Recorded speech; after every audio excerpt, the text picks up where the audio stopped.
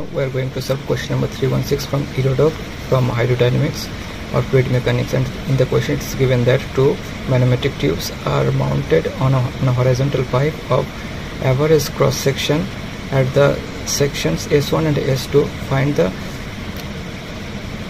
volume of water flowing across the pipe section per unit time if the difference in water column is equal to del H. And this is the corresponding figure or diagram for the questions. In this diagram it is seen that this is the inlet section and this is the outlet section of the pipe, and this is two different cross section areas whose area cross section is S1 and S2 respectively, and manometric tubes are these two, and height of first manometric tube is x2 and height of second manometric tube is x1, and height difference between of the liquid column in two tubes is del H. Now let P1 is the pressure at the inlet section P1 and P2 is the pressure at outlet section or section S2, and its corresponding velocity at area cross section S1 is V1 and velocity at area cross section S2 is V2.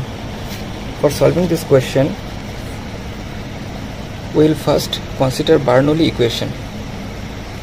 So first consider Bernoulli equation at section 1 and 2. Bernoulli equation. So Bernoulli equation is P1 plus half rho V1 square plus rho G plus rho G H1 equal to P2 plus half rho V2 square plus rho G H2. Now as we are seeing that the central line is same for both the area cross sections or both the tubes, then we can cancel this H1 and H2. So after cancelling, our equation will become P1 plus half rho P1 plus half rho V1 square equal to P2 plus half rho V2 square. Now we will consider the continuity equation for this tube. From the equation of continuity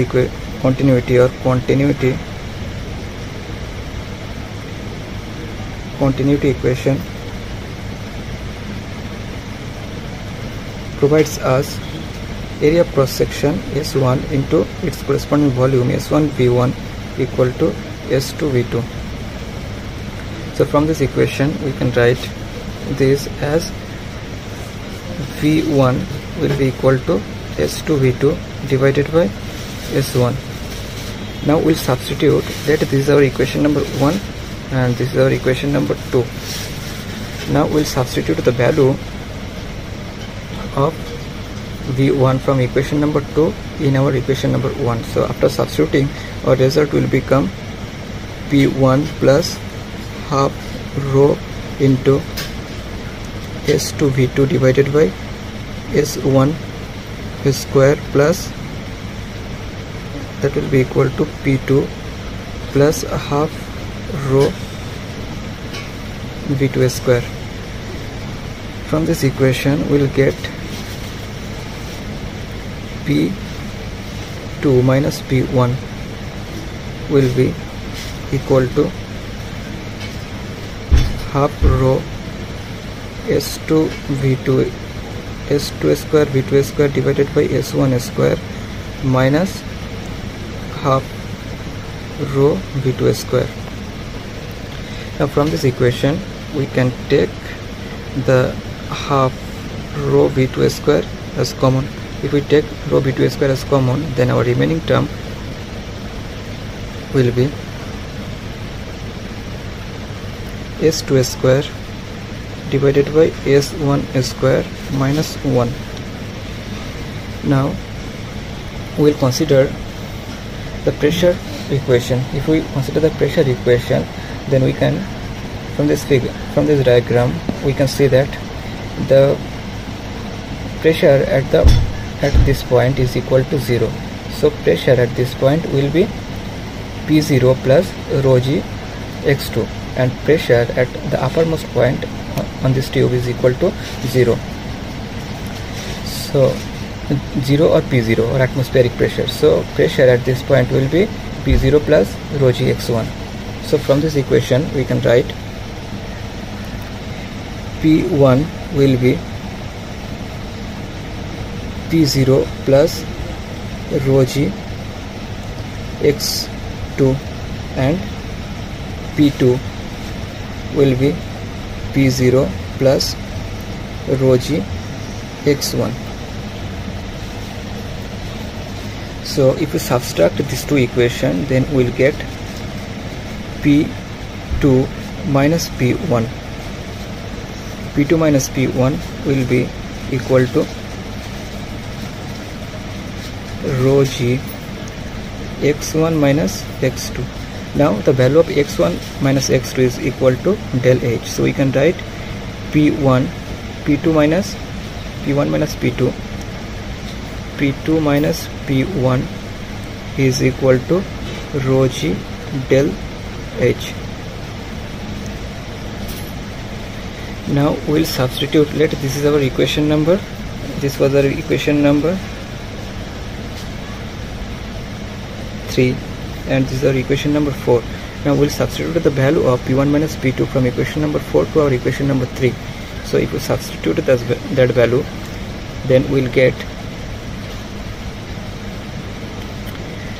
rho g del H will be equal to half rho V2 square into S2 square minus S1 square minus 1. Now we have to find our velocity V2. For finding that quantity, we'll cross multiply this. So our term will be V2 square will be equal to 2 rho g del H divided by S2 square minus S2 square minus S1 square divided by S1 square. So our this term for velocity V2 square will be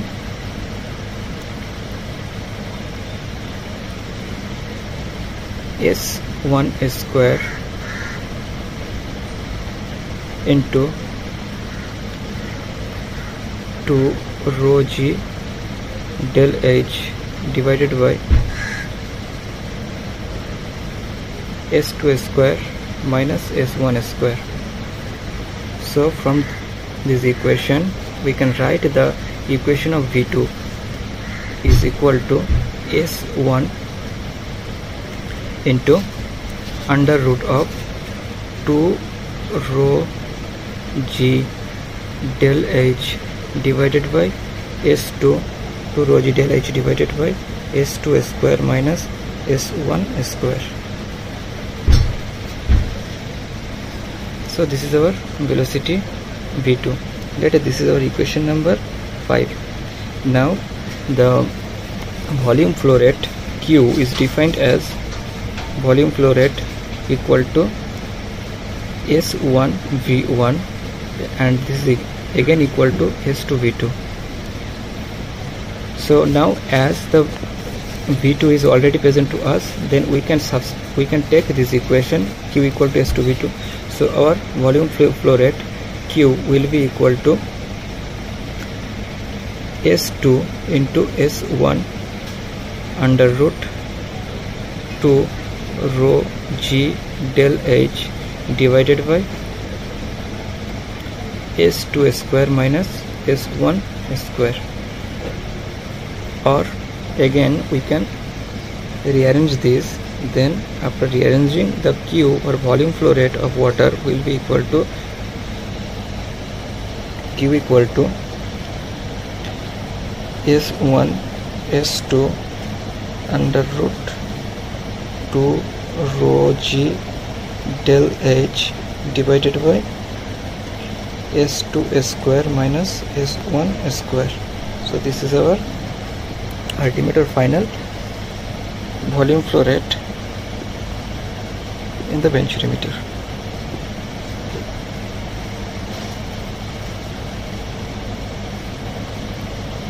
This is our short volume flow rate. Volume flow rate.